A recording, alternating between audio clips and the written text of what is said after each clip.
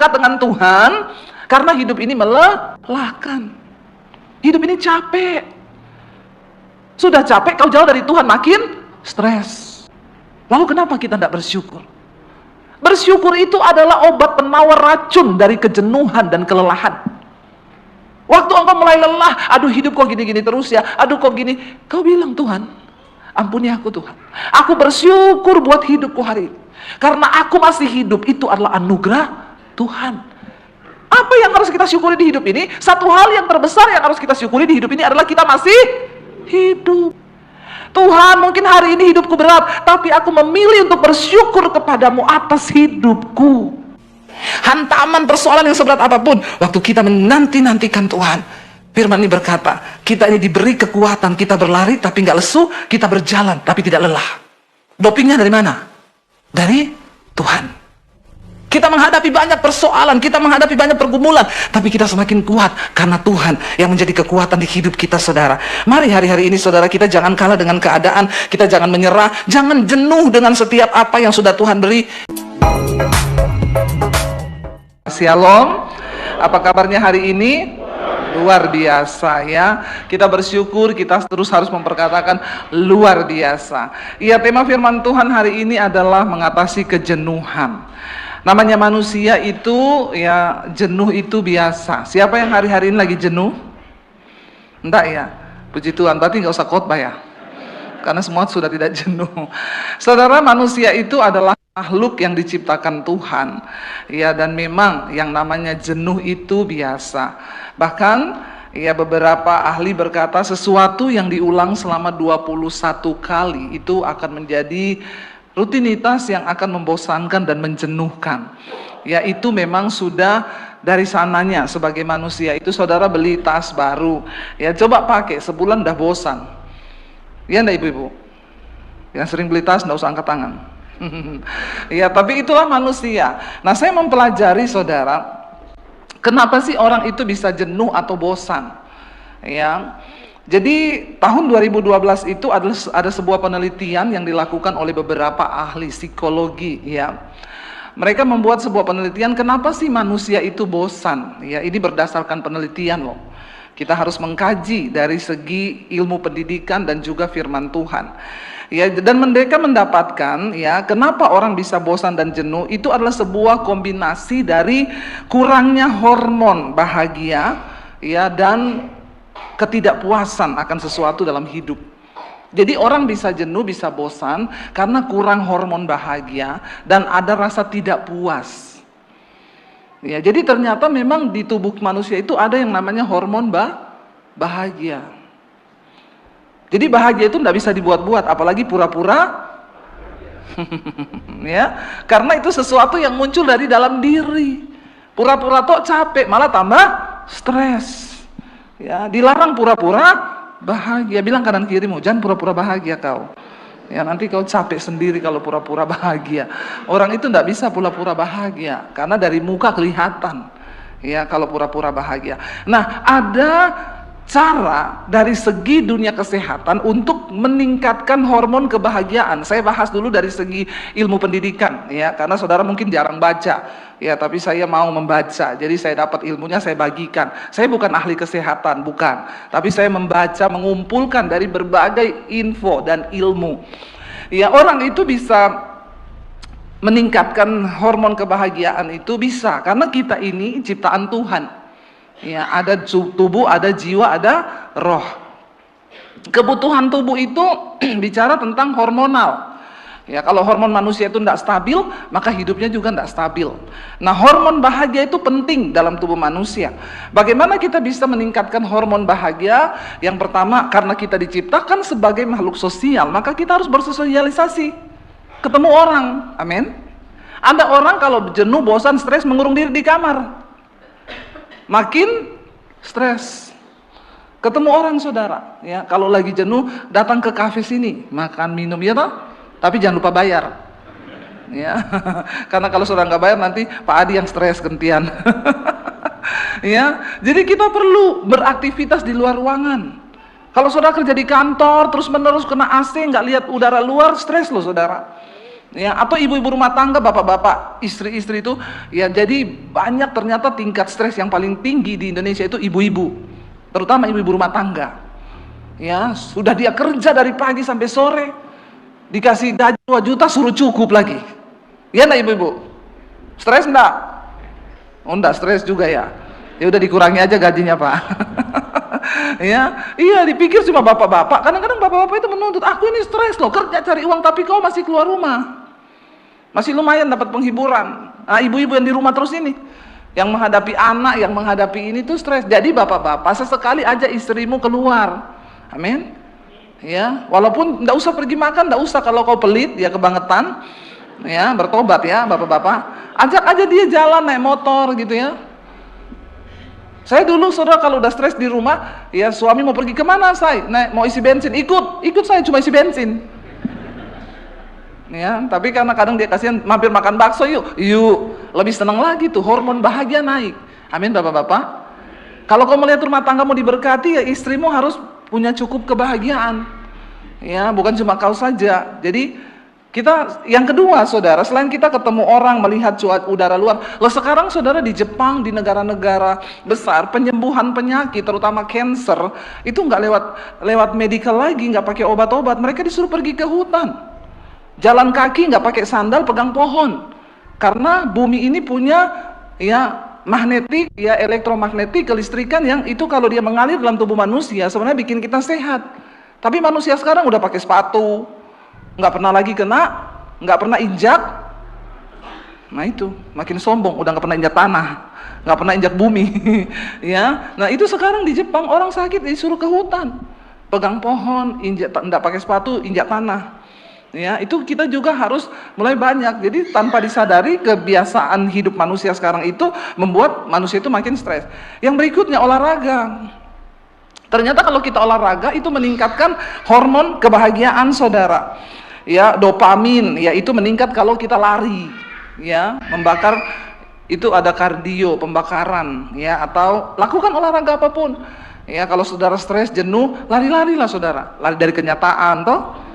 Nah, ini paling cepat lari dari kenyataan itu bikin bahagia juga. Ya, jadi lari saudara, walaupun cuma keliling rumah, jalan pagi, kena matahari, itu juga meningkatkan hormon kebahagiaan. Nah kita ini kan udah jarang-jarang kena matahari toh, karena sudah ada mall matahari. Jadi udah jarang kena matahari, perlu kena matahari pagi-pagi ya, supaya hormon kebahagiaannya itu naik. Saya kemarin latihan tinju saudara, ya. Jadi sebenarnya sih saya tidak berniat ikut tinju, tapi ini Pak Andre ini dia ternyata juga pendeta, dia mantan petinju internasional kan. Ya jadi dia ajak saya, ya itu anak-anak ditertibkan dulu supaya kita punya hormon stres tidak naik ya. Supaya ada hormon kebahagiaan ya. Jadi saudara waktu dia bilang, "Bu, ayo ibu tinju Bu di tempat saya Bu." Ya. Aduh, dalam hati saya kok ngapain tinju gitu ya, saya abaikan saja.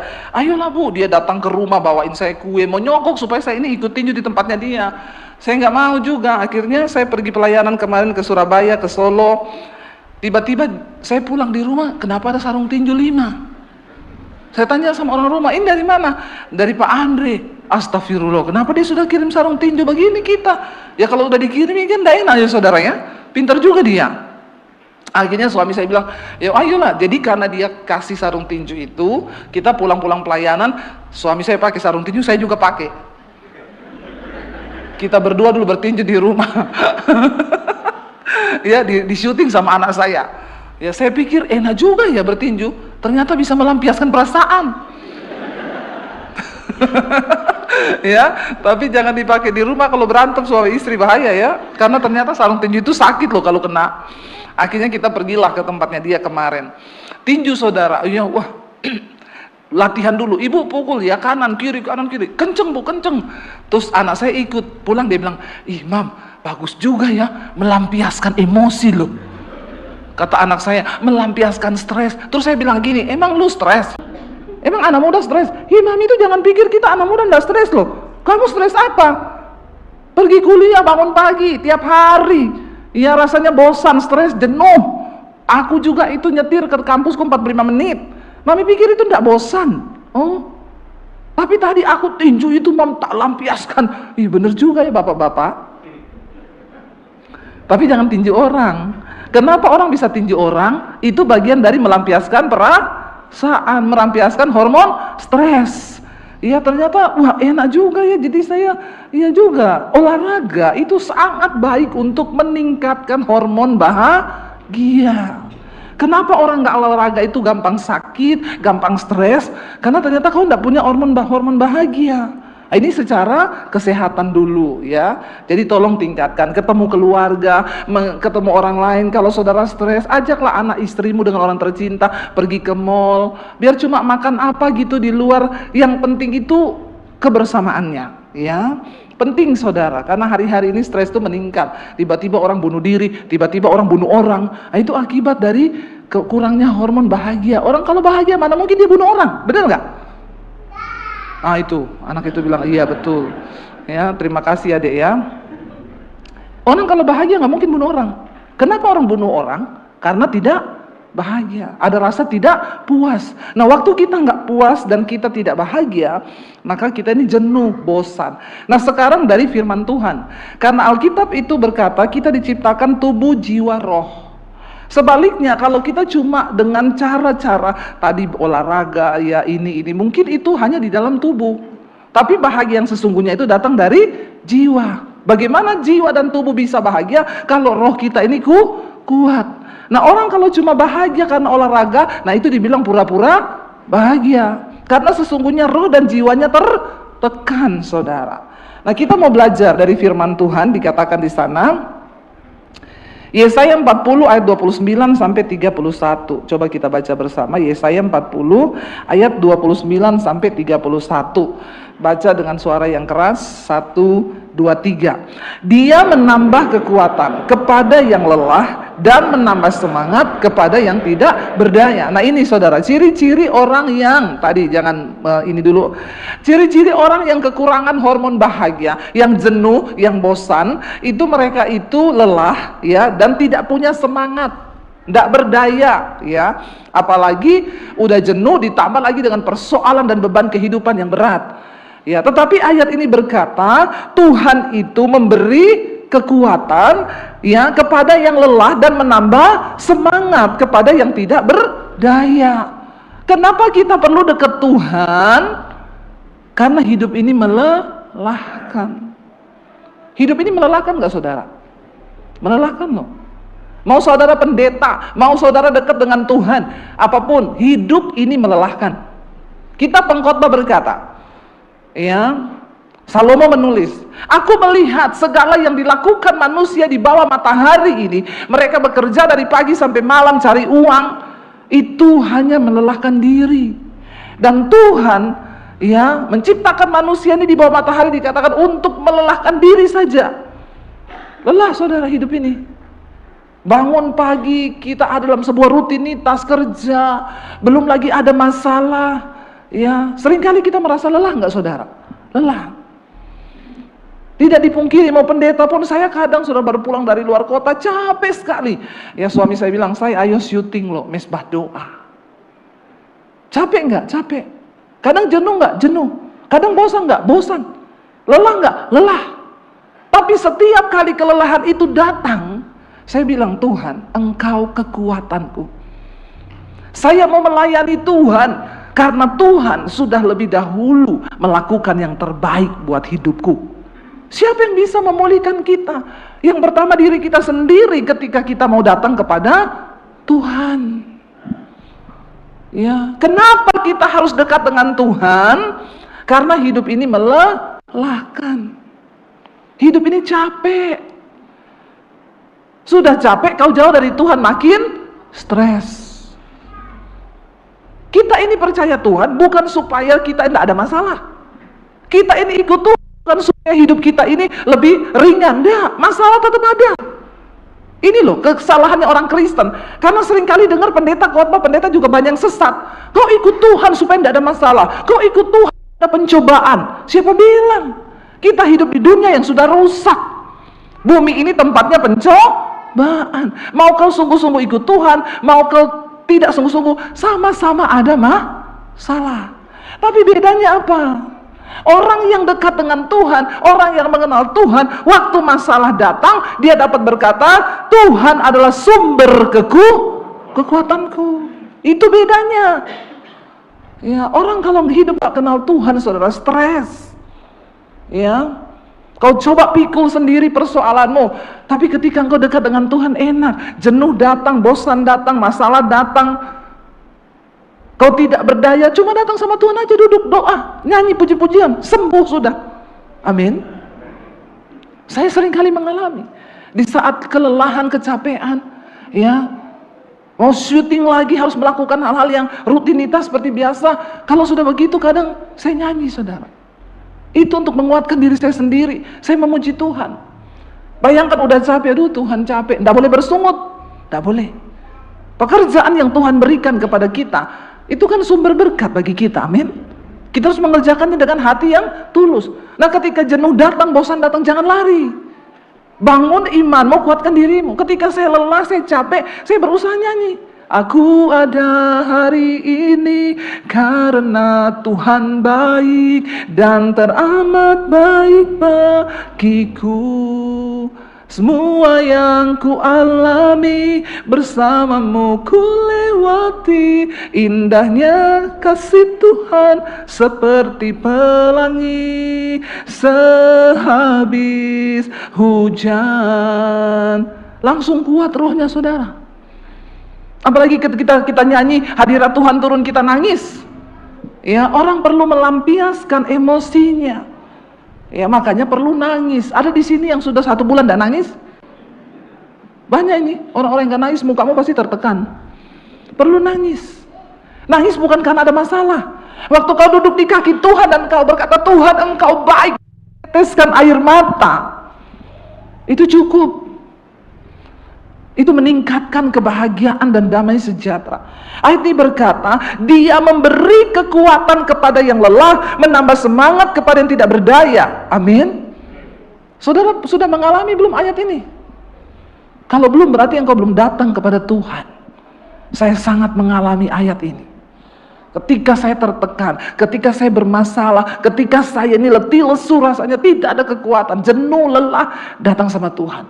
Kau baru nyanyi saja, Tuhan memberikan engkau kekuatan.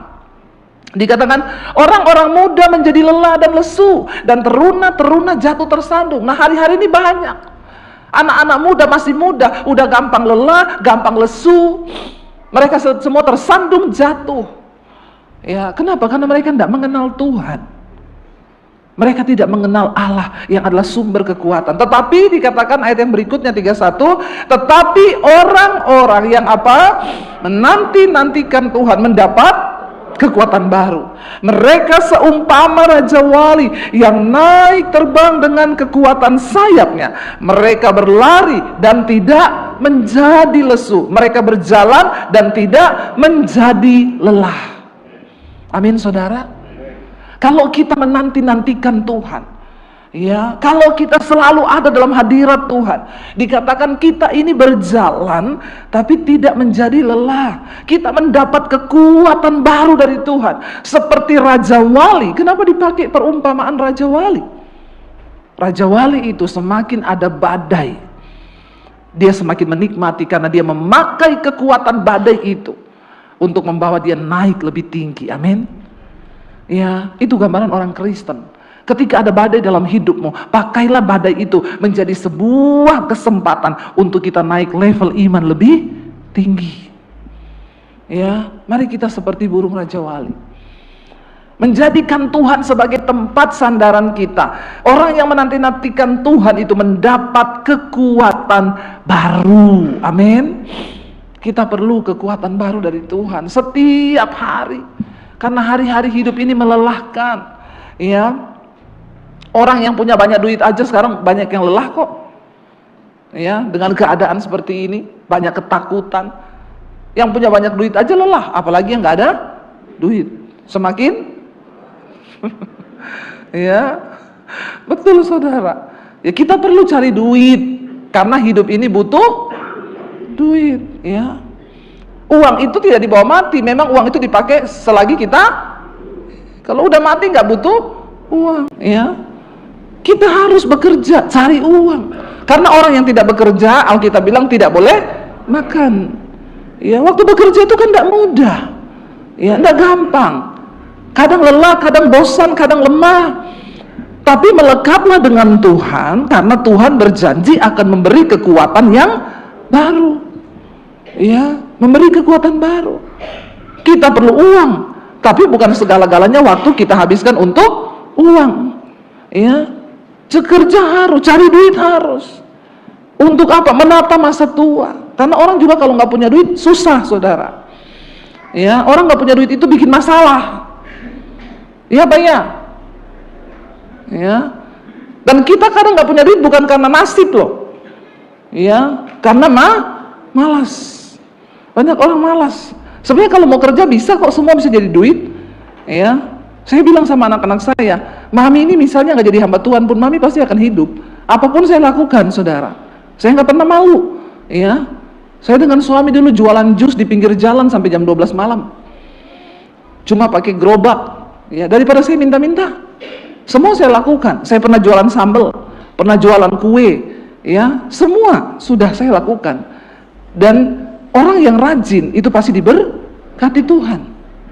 Setia pada perkara kecil, Tuhan akan beri perkara yang besar. Ketika engkau lelah, datang sama Tuhan, karena Tuhan akan memberikan kekuatan baru. Kekuatan baru kita bukan datang dari vitamin. Ya, kekuatan baru kita datang dari Tuhan. Ketika rohmu kuat, jiwamu sehat. Waktu jiwa sehat, tubuh juga ikut sehat. Ya. Kalau cuma olahraga tok menambah hormon kebahagiaan, itu kan sesuatu yang tidak kekal. Itu yang datang dari luar, oke juga. Tapi kita membutuhkan sesuatu yang datang dari dalam. Yang dari dalam itu kekal. Hati yang gembira, obat yang manjur. Tapi semangat yang patah itu mengeringkan tulang. Jadi osteoporosis. Biar kau minum susu Anlin tiap hari berapa galon, ya. Kalau semangatmu patah, kalau jiwamu lelah dan engkau nggak dekat dengan Tuhan, ya, maka makin kroposlah tulang. Ya, mari saudara, dikatakan di sini bahwa Tuhan itu menambah semangat, memberikan kita kekuatan yang baru. Coba lanjut ayatnya yang tadi. Ya, orang yang menanti-nantikan Tuhan mendapatkan kekuatan yang baru. Mereka seumpama raja wali yang naik, dikatakan terbang dengan kekuatan sayapnya. Mereka berlari tidak menjadi lesu, mereka berjalan tidak menjadi lelah. Karena Tuhan menjadi sumber kekuatan di hidup kita. Katakan amin. Jemaat Bogor tolong agak semangat, saya ini sudah keringetan loh. Saudara bilang amin aja, kayaknya berat ya. Amin saudara. Ya, kita berlari. Orang-orang bertanya, Budi Happy itu bisa kuat dalam hidup ini bagaimana? Saya menghadapi terpaan badai hidup yang begitu keras. Tapi saya mau bilang, saya tidak menjadi lelah. Saya tidak menjadi lesu, karena Tuhan adalah kekuatanku. Dia memberikan semangat yang baru. Hidup ini yang diperlukan adalah semangat, saudara. Kalau udah nggak semangat, ya sudah. Orang yang kehilangan semangat mau ngapain? Ya, nggak bisa ngapa-ngapain. Kita kalau udah kehilangan semangat, ya bayangkan ya, kita ini sebenarnya tahu juga rahasia untuk mendapatkan berat badan ideal. Semua tahu toh? Tahu. Pertama, jaga mulut, jamu. Ya, jangan makan yang berlebihan. Kedua, geraklah olahraga. Kita semua tahu. Bahkan ada yang di rumah sudah punya alat gym komplit. Tahu. Tapi tidak punya semangat. Makanya kita harus memompa diri kita sendiri. Saya sama suami itu saling menyemangati. Kita kalau di tempat tidur gini, gimana ya mau turun badan ya? Terus kita berdua lihat-lihatan gini, sebenarnya kita tahu loh. Kita ini tahu, ya, itu ada treadmill, dipakailah. Ya, sekarang mulai menyemangati diri. Ya, suami saya pagi udah semangat, ngomong sama dirinya sendiri. Semangat. Sekarang saya dilarang masak. Ya, udah kamu nggak usah masak ya. Soalnya kalau sudah masak, pagi-pagi di meja udah ada makanan, tergoda. Iya deh, yaudah saya enggak masak, walaupun saya hobi masak. Ya, nahan diri. Jadi makanya nanti siang aja, nanti olahraga treadmill. Ya lumayan, turun pelan-pelan, ini sudah mulai 2-3 kilo, terus menyusut pelan-pelan. Ya, karena kalau nggak begitu kita ini diundang kemana-mana dikasih makan banyak, saudara. Dan kita kalau diundang ke kota mana, Bu, saya mau ajak ibu yang terdebes di kota ini. Nah, bagaimana itu? Semua dikasih yang the best. Lah hamba Tuhan kalau nggak berhikmat, kita ini dibunuh sama jemaat. Dibunuhnya pelan-pelan. Apa dikasih makan? Ini habis ini lagi makan ya Pak di sana ya. Pak Adi sudah siap-siap lagi ini. Ya, tapi kita kan harus berhikmat. Makanya kita kesini nggak makan apa-apa dulu pagi. Ya sampai siang. Enggak, bukan. Jangan ketawain saya. Loh, ini ya. Saudara, sarapan terbaik itu adalah tidak. Benar, sarapan terbaik itu tidak sarapan. Karena waktu kita bangun pagi itu gula darah kita lagi tinggi. Sampai jam 8 pagi, tubuh lagi memproduksi gula darah. Kalau kau tambah nasi, tambah minum manis, maka makin naik itu gula darahmu. Tahan dulu, tahan sampai minimal jam 10, jam 11. Itu terbaik. Sekarang orang-orang sembuh dari sakit karena mereka berpuasa. Ternyata memang puasa itu baik. Makanya Pak Konrad itu sekarang intermittennya 24 jam. Dia makan sehari sekali toh. Ya, kuat ya. Memang cuma itu aja. Karena waktu perut kosong, tubuh ini memakan semua penyakit. Bahkan banyak orang sembuh dari kanker karena waktu dia puasa, ya tubuhnya lapar, dia cari apa yang bisa dimakan. Dia makan sel kanker untuk dirubah menjadi energi, saudara. Tapi kita harus belajar. Kalau nggak ada semangat, nggak bisa. Dari dalam semangat itu. Ya, dan Alkitab ini berkata Tuhan memberikan kita ya kekuatan yang baru. Ya, coba lagi ayat yang tadi dikatakan, ya kita ini berjalan, dia memberi kita semangat yang baru. Ya, kita terbang tidak menjadi lelah, berlari tidak menjadi lesu, karena mereka berjalan tidak menjadi lelah. Kenapa? Karena Tuhan adalah sumber kekuatan di hidup kita. Daud berkata begini, saudara, di dalam ya Mazmur, Daud menulis begini. Kita lihat bersama. Ketika Daud itu mengalami hal-hal yang menyakitkan, menjenuhkan, dia di dalam keadaan yang tertekan, ya, Mazmur 43 ayat 3 sampai ayat yang kelima. Daud berkata begini, saudara. Waktu dia mengalami sesuatu yang tidak enak dalam dirinya, dia mencari Tuhan. Dia berkata sama Tuhan begini, suruhlah terangmu dan kesetiaanmu datang, supaya aku dituntun dan dibawa ke gunungmu yang kudus dan ke tempat kediamanmu. Daud itu orang yang sangat mencintai kediamannya Tuhan, hadirat Tuhan. Ayat yang berikutnya dia berkata begini, maka aku dapat pergi ke mezbah Allah, menghadap Allah yang adalah sukacitaku dan kegembiraanku. Ini saudara, hormon bahagia itu. Hormon bahagianya Daud naik kalau dia ketemu Tuhan. Tuhan adalah sukacita dan kegembiraanku, dan aku bersyukur kepadamu dengan kecapi ya Allah, ya Allahku. Ayat berikutnya dia bilang begini. Baca 1, 2, 3. Mengapa engkau tertekan hai jiwaku, dan mengapa engkau gelisah di dalam diriku? Lalu berharaplah kepada Allah, sebab aku bersyukur lagi kepadanya, penolongku dan Allahku. Waktu kita ini tertekan, kita ini jenuh, kita ini bosan, katakan kepada jiwamu sendiri, hai jiwaku, mengapa engkau tertekan di dalam diriku? Mengapa engkau gelisah di dalam diriku? Perintahkan kepada jiwamu, bilang apa? Berharaplah kepada Tuhan. Berharaplah kepada Tuhan, sebab aku bersyukur lagi kepadanya. Salah satu cara untuk menghilangkan kejenuhan, kebosanan, rasa tertekan dalam diri kita adalah cari Tuhan. Dia sumber sukacita, dia sumber kebahagiaan. Yang kedua, bersyukur lagi kepada Tuhan. Jadi yang akan membuat jiwa kita ini tenang, yang akan membuat jiwa kita ini kuat, waktu kita bersyukur kepada Tuhan. Saya mau tanya Bapak Ibu yang engkau yang datang hari ini, ada nggak sesuatu yang perlu kau syukuri? Ada? Banyak? Banyak. Lalu kenapa kita tidak bersyukur? Bersyukur itu adalah obat penawar racun dari kejenuhan dan kelelahan.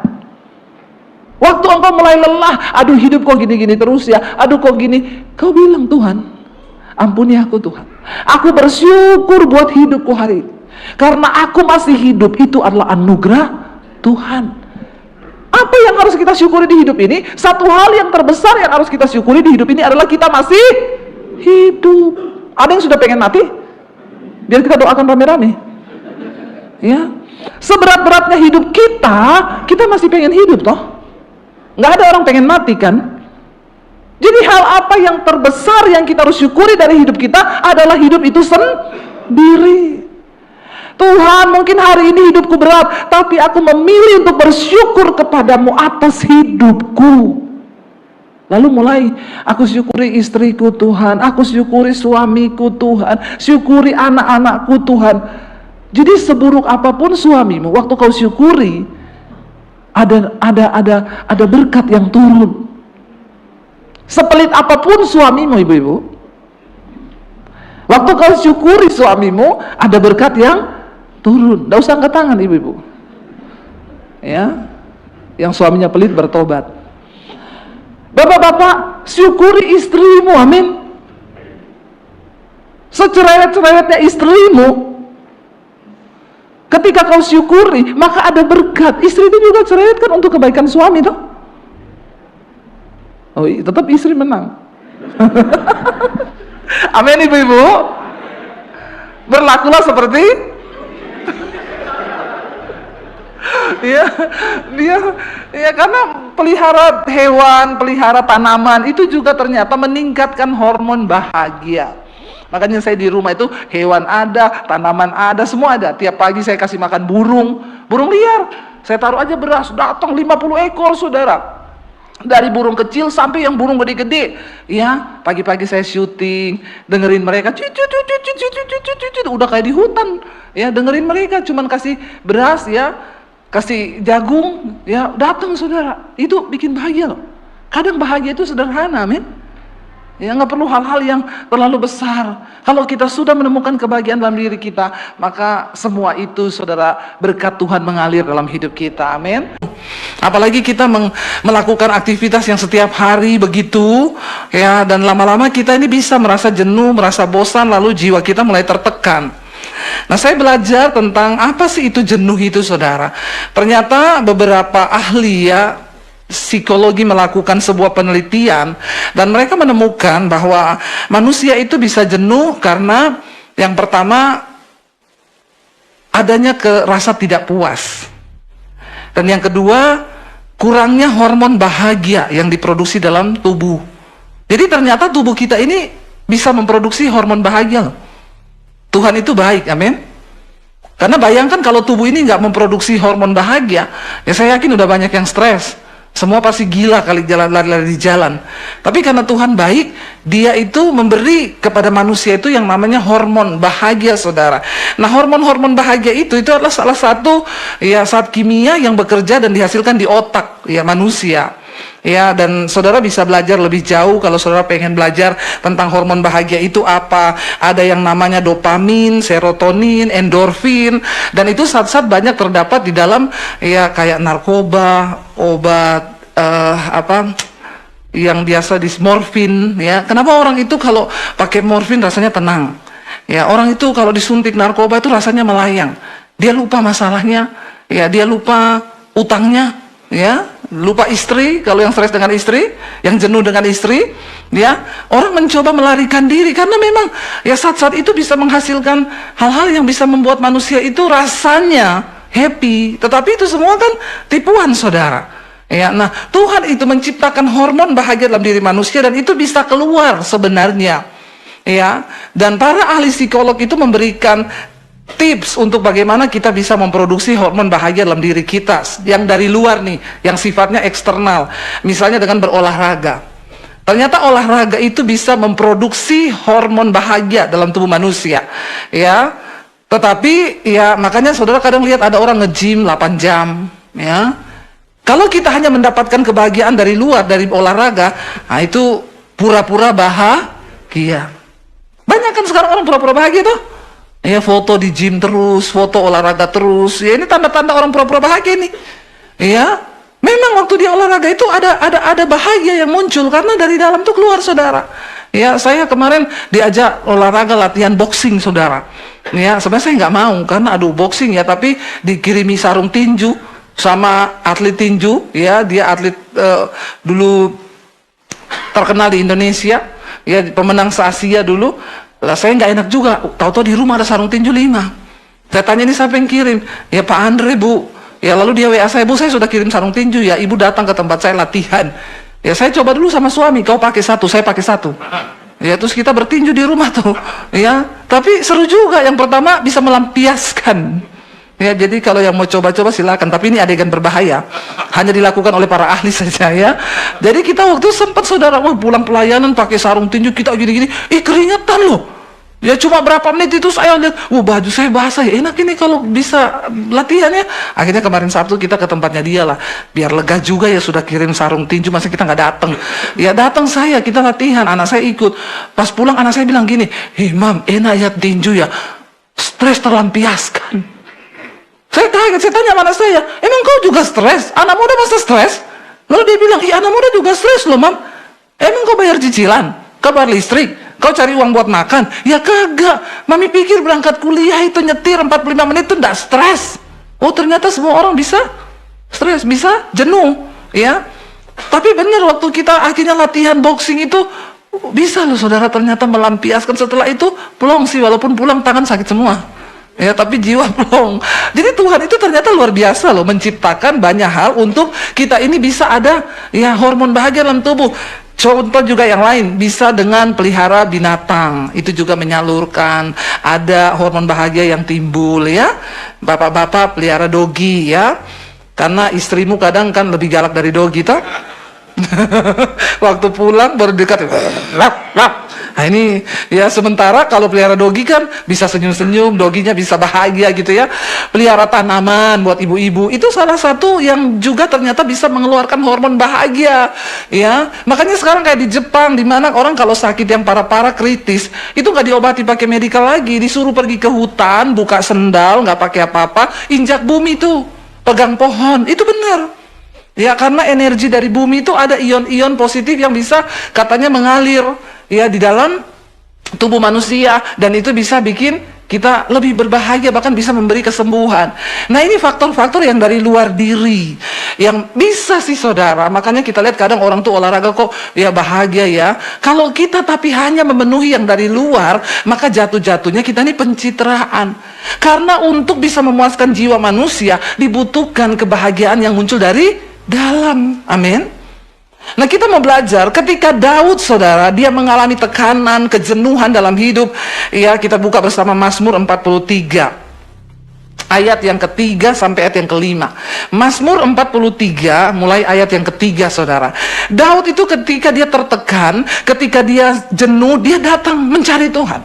Yang pertama, saat engkau jenuh, datang cari Tuhan. Daud berkata begini, baca sama-sama 1, 2, 3. Suruhlah terangmu dan kesetiaanmu datang, supaya aku dituntun dan dibawa ke gunungmu yang kudus dan ke tempat kediamanmu. Maka aku dapat pergi ke mesbah Allah, katanya, menghadap Allah yang adalah apa? Sukacitaku dan kegembiraanku, dan bersyukur kepadamu dengan kecapi, ya Allah, ya Allahku. Sampai situ dulu.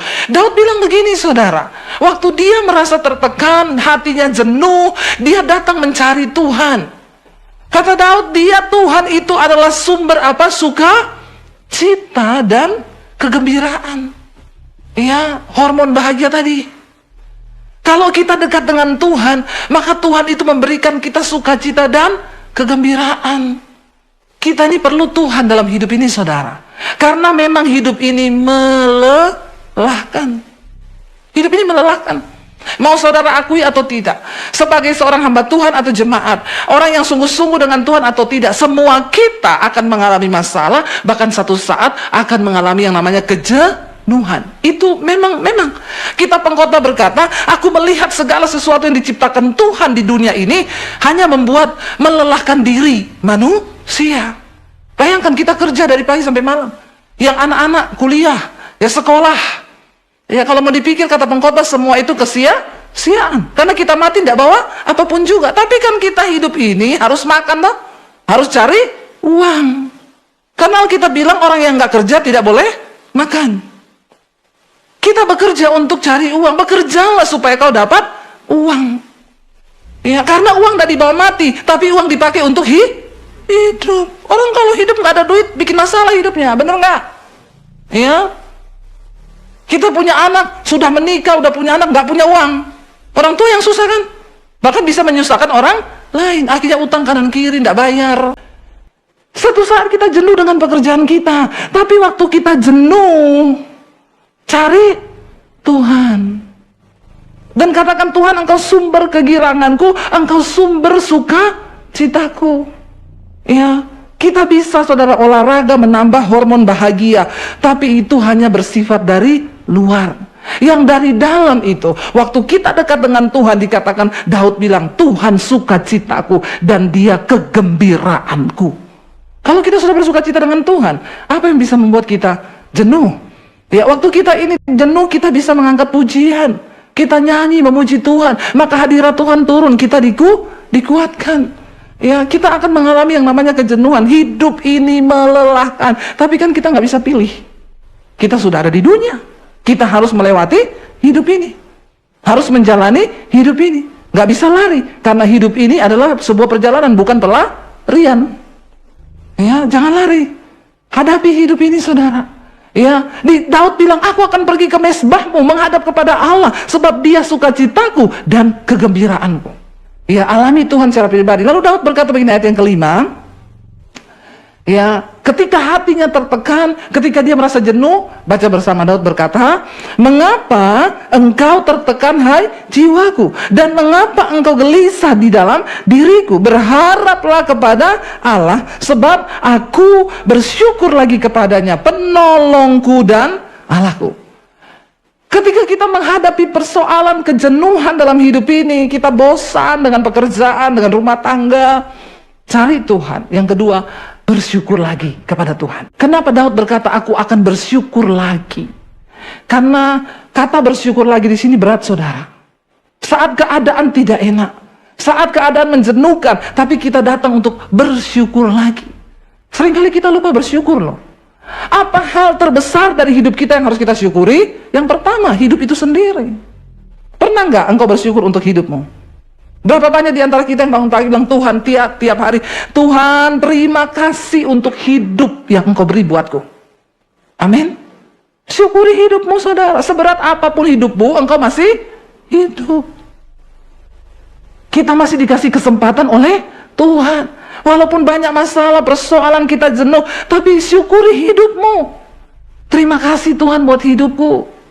Ya, untuk tidak stres, jenuh, syukuri hidupmu. Bapak-bapak, jangan kau menduduh kau yang paling stres. Seringkali saya mendengar, itu istri saya nggak ngerti, Bu, aku ini bapak cari duit, aku ini stres. Kalau kamu mau tahu, istrimu itu lebih stres.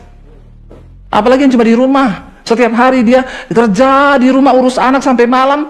Ya, bapak-bapak masih bisa pergi keluar. Salah satu cara untuk menghilangkan stres dan bisa menambah hormon bahagia itu katanya sering-sering keluar. Kalau jangan mengurung diri terus di rumah. Orang kalau sudah jenuh, mengurung diri, nggak mau ketemu siapa-siapa, makin stres kau. Bisa berakhir bunuh diri. Manusia diciptakan sebagai makhluk sosial. Semakin kita beradaptasi ketemu orang, itu ada hormon bahagia yang keluar. Jangan mengurung diri. Ya, jadi bapak-bapak jangan kau pikir cuma kau yang stres. Istri itu lebih stres. Ya, makanya sering-seringlah ajak istrimu pergi ke luar. Saya ini dulu ibu rumah tangga, bener-bener murni ibu rumah tangga loh. Suami saya pergi kerja di gereja, saya di rumah dari pagi sampai malam urus anak itu. Anak 3, dari cuci, nyuci, nyetrika, masak, ngepel, nyapu. Ya, kadang suami saya pulang, mau pergi, saya tanya mau kemana saya? Mau isi bensin, ikut. Cuma ke pom, saudara. Ikut saya. Ya, ganti daster cepet-cepet, ganti naik di motor. Seneng, cuma lihat pom bensin. Bahagia itu, saudara. Nah, padahal cuma lihat pom bensin itu. Karena sudah sumpah seharian cuma lihat kompor, wajan, lihat cucian, lihat setrika. Ya, jadi kalau dia ikut ya saya, ayo. Apalagi kalau suami saya lagi bermurah hati, mampir makan bakso yuk. Aduh, haleluya, puji Tuhan 12 kali. Bahagianya aku. Ya, bapak-bapak istrimu tuh banyak yang stres loh.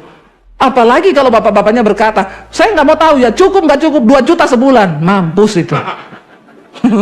Makanya tingkat kesetresan yang paling tinggi itu pada ibu-ibu rumah tangga. Ya, dia harus mencukupkan diri dengan apa yang apalagi kalau suaminya pelit. Nah ini saudara, jadi ayo kita usahakan, karena kebahagiaan itu bukan sesuatu yang datang dari luar, tetapi dalam diri kita yang ciptakan. Amin.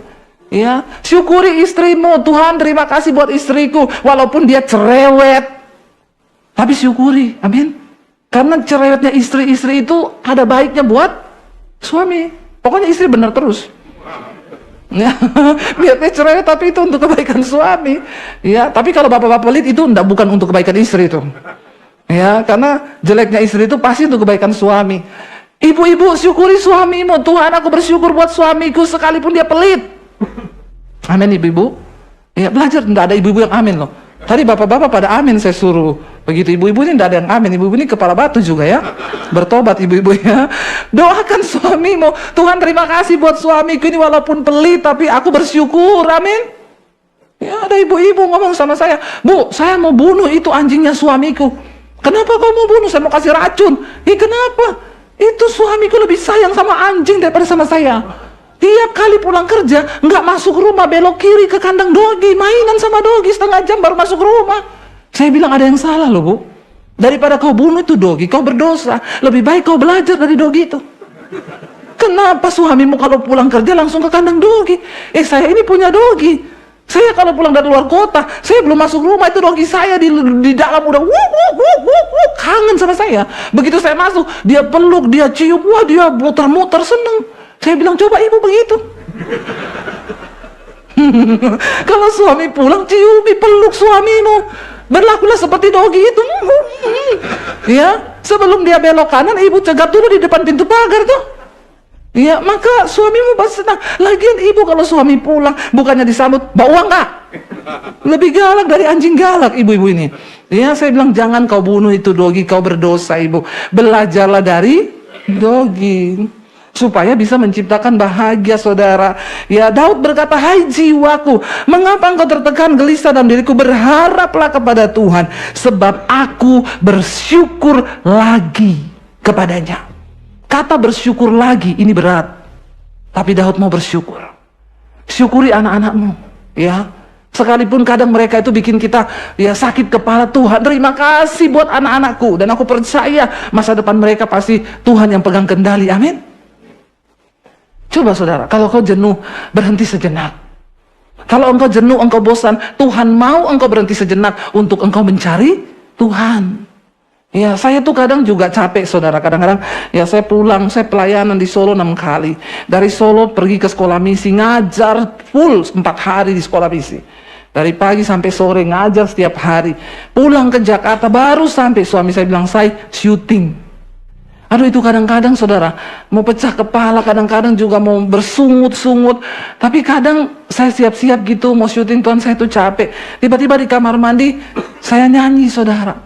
Salah satu cara untuk kita bisa mengalahkan kejenuhan kita, nyanyi mengucap syukur. Kadang-kadang udah capek banget mau bersungut, saya nyanyi, aku ada hari ini karena Tuhan baik dan teramat baik bagiku.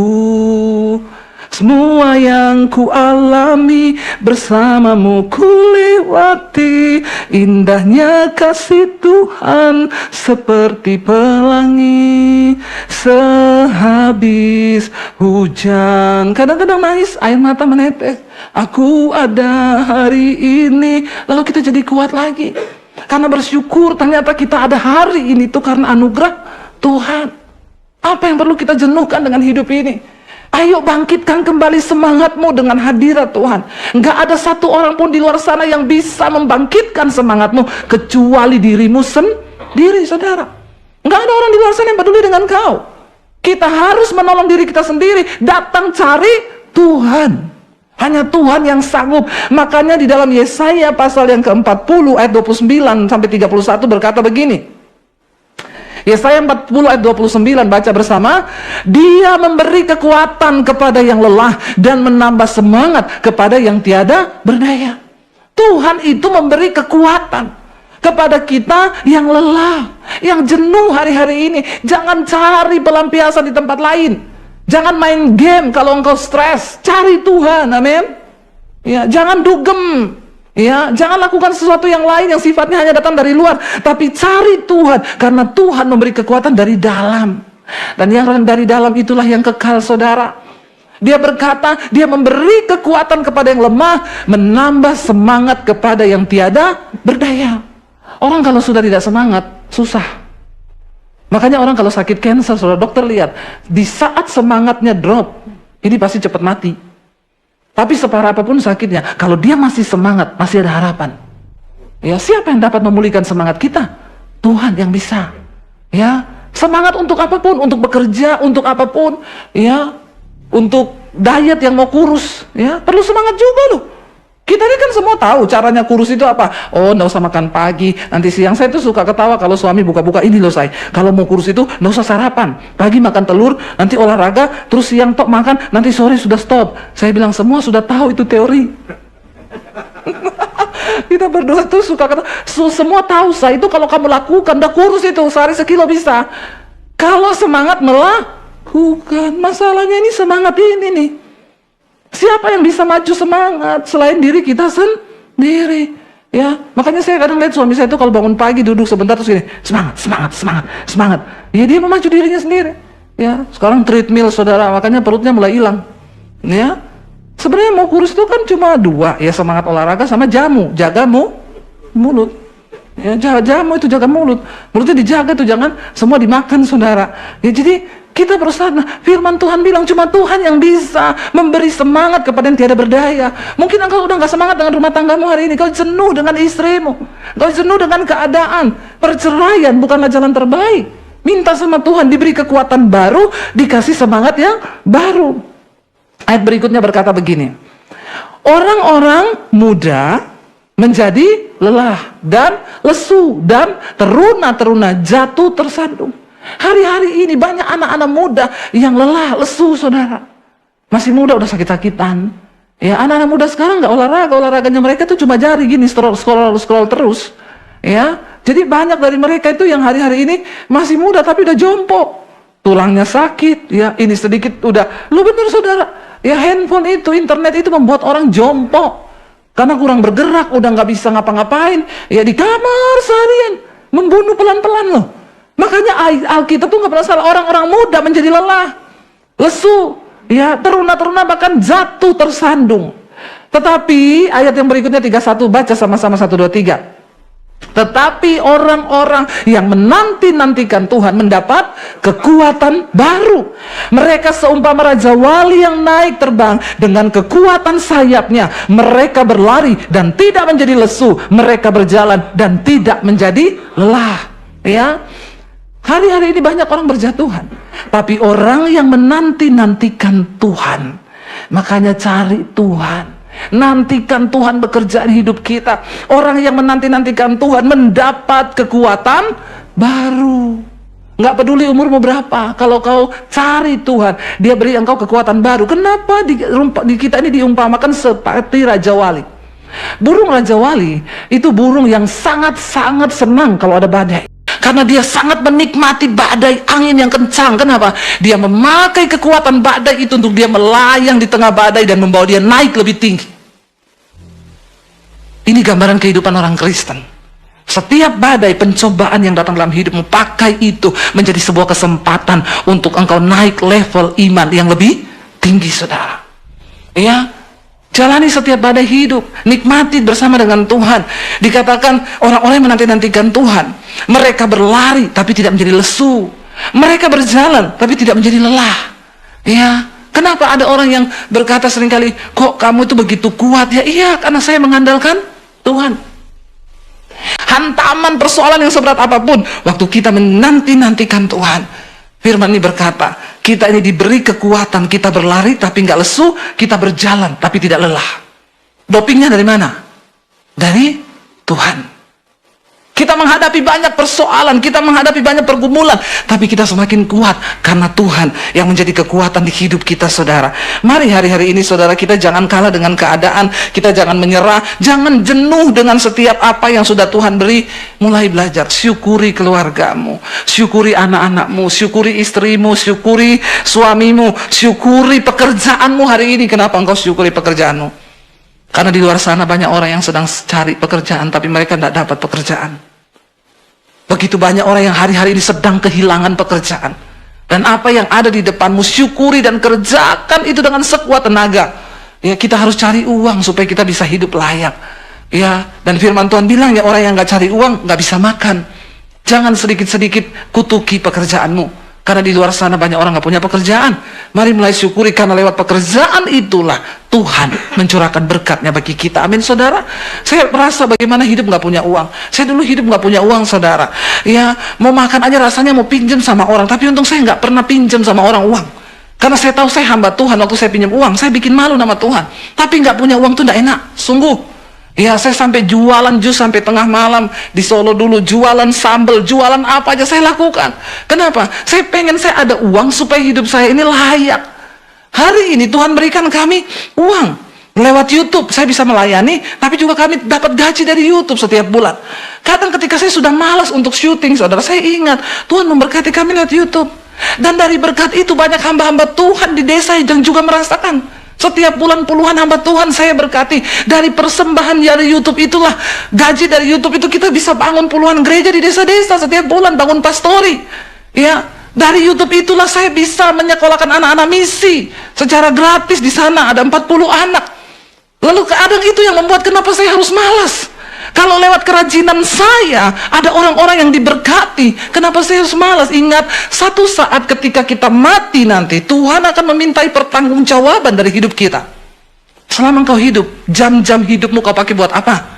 Apakah engkau pakai untuk menikmatinya demi keinginan dan kesenangan dirimu sendiri? Atau engkau mau berkorban? Ya, untuk orang lain, untuk suami, untuk istri, untuk anak-anak waktumu. Ya, atau untuk orang-orang di luar sana. Memang walaupun itu berat, seringkali kita jenuh. Tapi waktu kau ingat, hidupmu bisa menjadi berkat bagi banyak orang. Itu sesuatu yang mulia, saudara, amin. Karena hidup ini bukan hanya tentang kita. Hidup ini bukan hanya mencapai apa yang kita mau. Tapi hidup ini harus kita hidupi untuk mencapai apa yang Tuhan mau. Dan maunya Tuhan kita harus menjadi berkat dan kepanjangan tangan Tuhan bagi orang lain. Ya, sehingga satu saat ketika kita dipanggil, oh haleluya. Ini haleluya ya, turun. Jadi ketika satu saat kita dipanggil menghadap Tuhan, ya, kita itu tidak menjadi orang yang egois. Kita nggak jadi orang yang cuma berkata, aku jenuh Tuhan dengan hidupku, makanya aku nggak bikin apa-apa, aku malas Tuhan kerja, aku malas Tuhan gini, atau aku pakai hidupku untuk tiap hari aku menikmati hidupku. Hello, kau jangan egois loh. Karena hidup ini bukan milikmu, tapi hidup ini milik Tuhan. Ketika satu saat kita menghadap Tuhan, kita mati kelak, kita bisa beri Tuhan, aku engkau beri waktu hidup misalnya 70 tahun. Berapa puluh tahun yang kau pakai untuk hidup mengabdi kepada Tuhan, bekerja dengan sekuat tenaga, dan hidupmu bisa menjadi berkat bagi banyak orang. Ya, makanya anak-anak muda yang perempuan sekarang mereka punya slogan, kalau cari pacar itu jangan yang perintis, mending yang pewaris. Karena kita nemeni orang dari nol, ketika sukses dia malah selingkuh. Kan banyak sekarang terjadi begitu tuh. Ya, kecuali kau nikah sama penjaga pom bensin, mulai dari nol ya mas. Itu buat isi bensin, harus mulai dari nol. Kalau kehidupan katanya tidak. Salomo bekerja, bangun rumah, bikin kebun, menanami kebun anggur. Dia mengusahakan ayat 5, bagiku kebun-kebun, taman-taman, menanaminya dengan rupa-rupa pohon buah-buahan, perkebunan. Dia kuasai sampai bisa menjadi ya penghasil buah. Makanya tambah kaya. Udah punya perumahan, perkebunan lagi. Semua dikuasai, saudara. Aku menggali bagiku kolam-kolam untuk mengairi dari situ tanaman pohon-pohon muda. Ini semua hikmatnya loh saudara. Dia kerja. Ya waktu dia sudah bikin kebun, oh bikin pengairannya, bikin gini. Ya kita itu harus mengaktifkan kreativitas dalam diri kita. Dan Tuhan akan beri hikmat apa yang kita kerjakan supaya kita berhasil. Kalau anak muda sekarang mimpi jadi orang kaya, bangunnya jam 10 pagi. Ya bikin status, semua indah pada waktunya. Tidurmu terlalu miring kayak orang racun. Bangun kau ya, jangan menghayal. Ya, malas gerak, tidak mau kerja, main HP terus. Semua indah pada waktunya. Kau pikir firman terjadi begitu saja? Harus ada alasan untuk firman itu terjadi dalam hidup kita. Jangan cuma imani tok.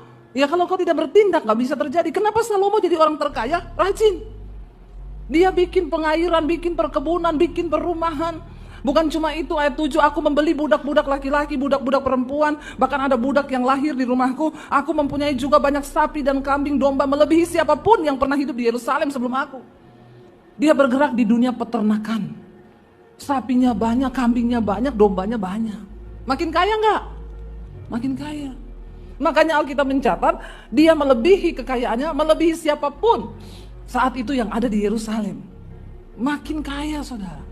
Ya, orang rajin itu dikasih harta akan tambah kaya. Tapi orang malas kasih harta tambah habis ya. Biar pewaris kalau dikasih harta nggak rajin, entek. Tapi kalau kita ini mau bekerja, maka Tuhan memberkati tangan kita untuk melakukan sesuatu. Amin. Jangan malas ya. Lalu dia punya banyak ternak, ayat 8, bahkan firman Tuhan berkata, aku mengumpulkan ya investasi dia, emas dan perak. Bahkan benda raja-raja, kekayaan raja-raja dan daerah-daerah dia kumpulin. Kalau ada duit, beli emas, beli perak, memang itu harganya naik. Kenapa? Karena Alkitab berkata emas dan perak itu milik Tuhan. Kenapa akan naik terus? Manusia nggak bisa buat. Itu dihasilkan dari tanah, Tuhan yang ciptakan. Manusia nggak bisa cipta emas dan perak. Yang bisa bikin cuma Tuhan. Nggak bakalan ada yang bisa niru. Makanya emas dan perak itu naik. Karena semakin banyak orang pengen, tapi semakin sedikit kan. Diambil terus dari alam. Kalau ada duit beli emas. Kemarin harga emas naik gila-gilaan. Semua orang berlomba-lomba beli emas. Ya, saya bilang sama suami, kita diam aja.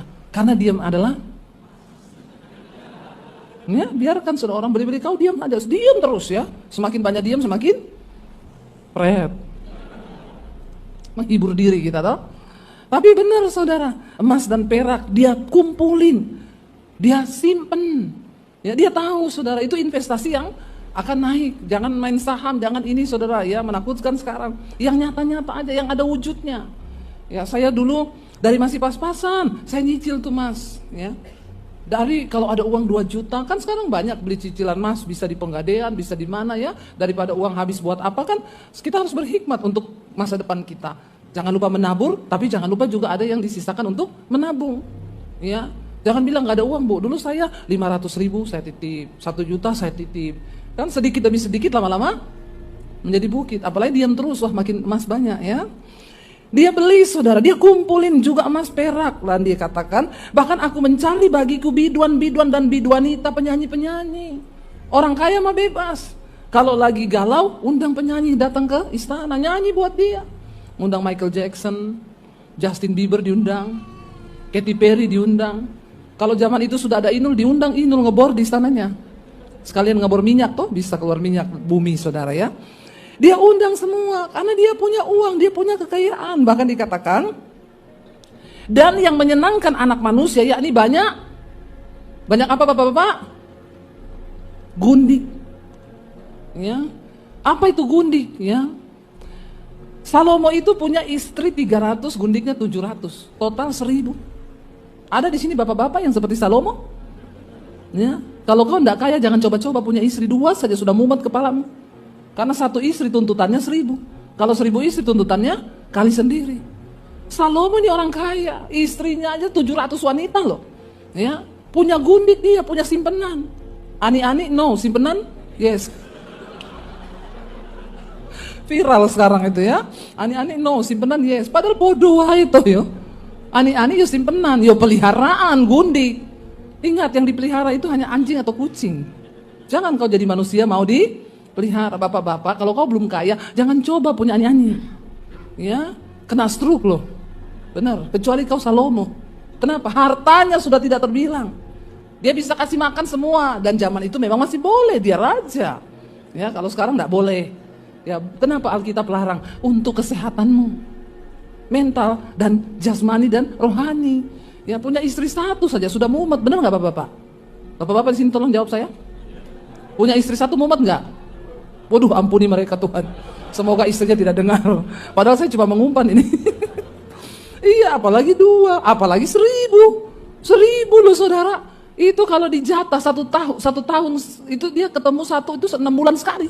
Baru ketemu 1, karena 1000. Bayangkan saudara. Demikian juga dia bilang, aku menjadi, dengan demikian aku menjadi besar, bahkan lebih besar lagi. Kaya, punya perumahan, perkebunan, peternakan, istrinya banyak, punya emas tua, kekayaan besar, bahkan menjadi lebih besar daripada siapapun yang pernah hidup di Yerusalem sebelum aku. Dalam pada itu hikmatku tetap tinggal padaku.